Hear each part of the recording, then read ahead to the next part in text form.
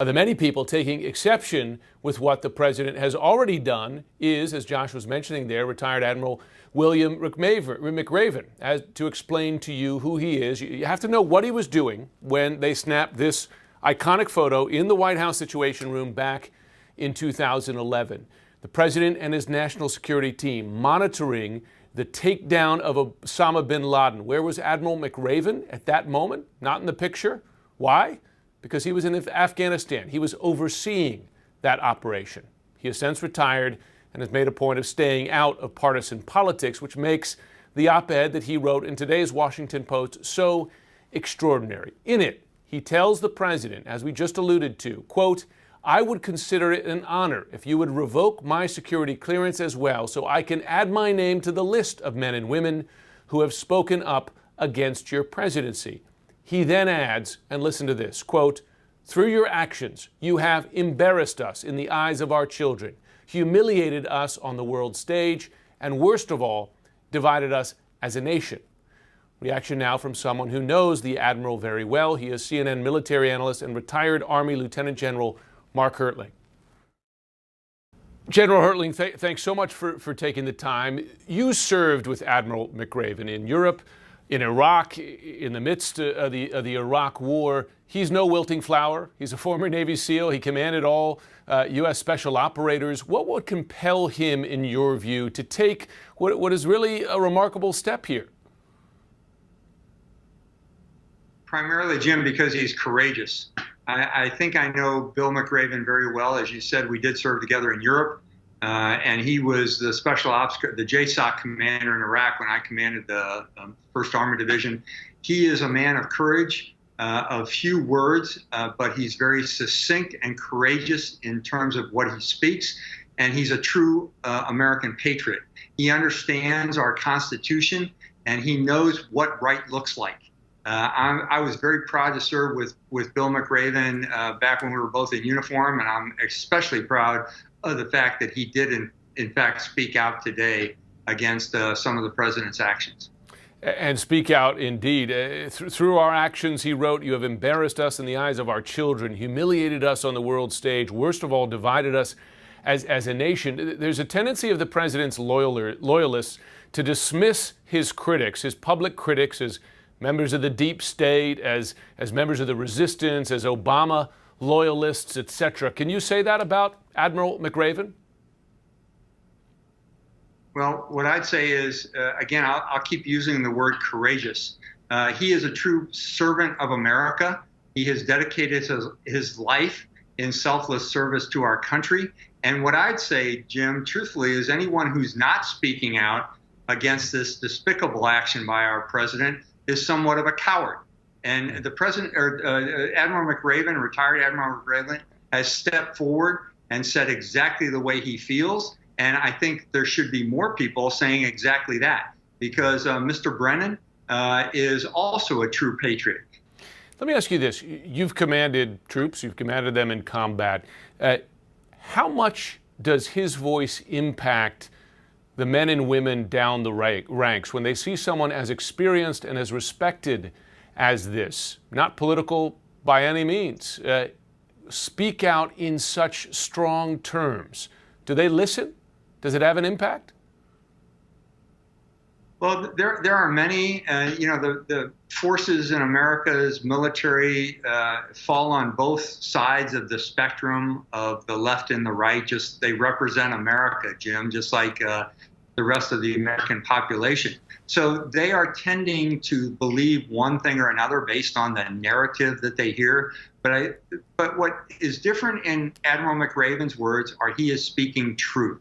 He is speaking the facts. It has nothing to do with a narrative or an opinion. This is the way he sees it in terms of protecting America and ensuring that we continue with the right to free speech, which is, I think, why he is speaking up and saying, hey, take my security clearance too. And I'll add my voice to that as well. I've only used my security clearance a couple times since I've been retired. But if this is what the president is going to do, what I'd say, along with Admiral McRaven, is take mine too, because we are speaking out in selfless service to our country. We take an oath to our Constitution, the things that are right, freedom of speech, freedom of the press. And we have seen that violated in the last 18 months, and especially in the last few weeks, as the president has used political means to foster his goals and his objectives. General Mark Ertling, thanks very much. My pleasure, Jim. Thank you. More now on what critics are calling President Trump's own enemies list. Joining us for that, CNN legal analyst John Dean, who worked for a president who famously and loudly considered the press his enemy. Also CNN political analyst Carl Bernstein, who, along with Bob Woodward and CBS's Daniel Schorr, were perhaps Richard Nixon's least favorite members of his least favorite profession.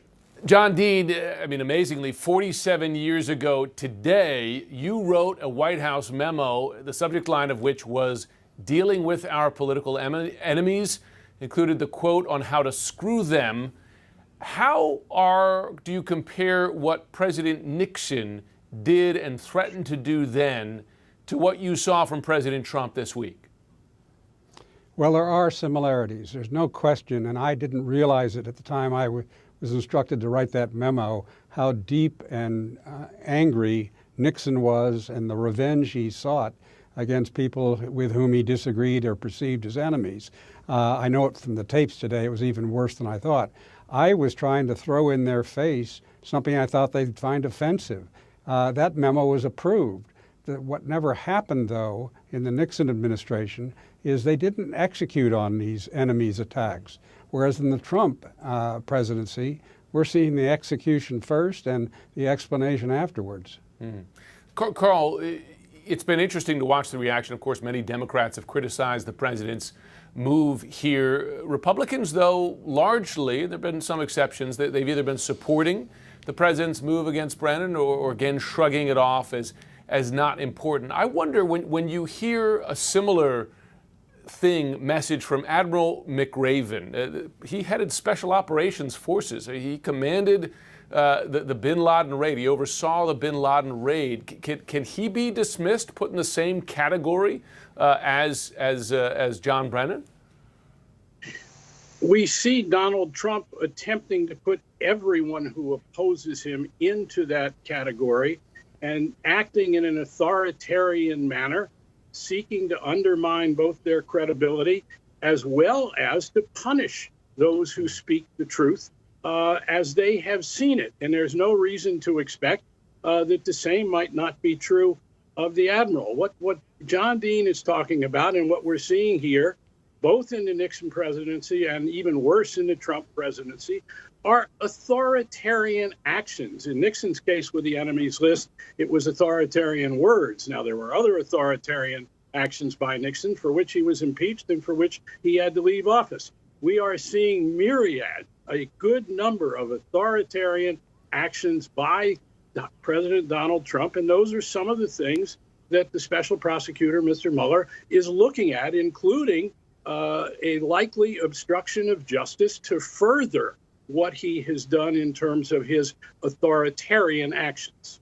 We should remind viewers that when Sarah Sanders announced the revocation of Brennan's clearance, she read a long list of other names of officials whose clearances, former officials whose clearances are now being reviewed. Those include the former CIA Director Michael Hayden, the former Director of National Intelligence James Clapper, who've since come out and said, basically dared the White House, saying, "Go ahead, revoke our clearances, but we're not going to speak. The most important words. Stop talking. The most important words, Jim, that we've heard are from President Trump in his interview with the Wall Street Journal yesterday, in which he stated without any reservation or qualification that he took this action and might take further action, not because there is any breach of national security, but because, quote, these are the people who led the intelligence gathering that began, in his view, the Mueller investigation. He has made it clear that he is doing this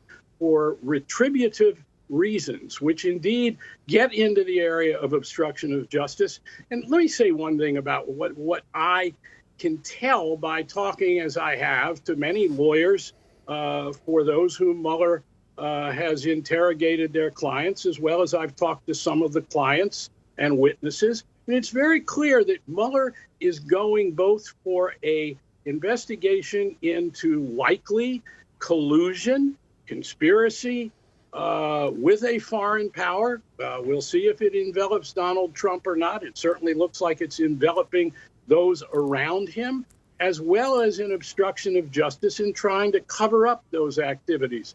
And I think we can tell by now that Mueller is on his way to putting forth a vast narrative, a report that illustrates both the cover-up and the actions that were taken that led to the cover-up. And the cover-up, of course, involves Donald Trump.